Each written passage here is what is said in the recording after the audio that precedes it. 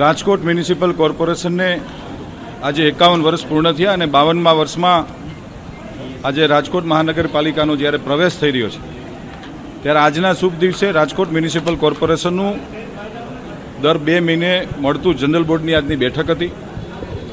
આ બેઠકની અંદર હું ભૂતકાળમાં પણ કહું છું ને આજે પણ કહું છું કે સભ્યશ્રીઓનો 10 દિવસ પહેલાં જ્યારે જનરલ બોર્ડનો એજન્ડા બહાર પડે ત્યારે એક ડ્રો થતો હોય, જે સભ્યને પ્રશ્નો પૂછવા હોય એ સેક્રેટરી બ્રાન્ચમાં આવીને પ્રશ્નો એના રજૂ કરે ને એને પછી ચિઠ્ઠી કાઢીને ડ્રો નીકળતા હોય। ભારતીય જનતા પાર્ટીના સભ્ય શ્રી મગનભાઈ સોરઠિયાનો પ્રશ્ન હતો, પહેલા નંબરે એ હતા, બીજા નંબરે એ હતા। જ્યારે પ્રશ્નોત્તરી ચાલતી હોય અને ગેરબંધારણીય રીતે વિપક્ષના સભ્યો ઊભા થાય, રાજકોટના વિકાસ કામો માટે હંમેશા જનરલ બોર્ડ મળતું હોય છે, પરંતુ દુઃખ સાથે કહેવું પડે કે વિપક્ષના સભ્ય જ્યારે પ્રશ્નોત્તરી માટે અમે જ્યારે બોલાવીએ છીએ ત્યારે પોતે હાજર નથી રહેતા।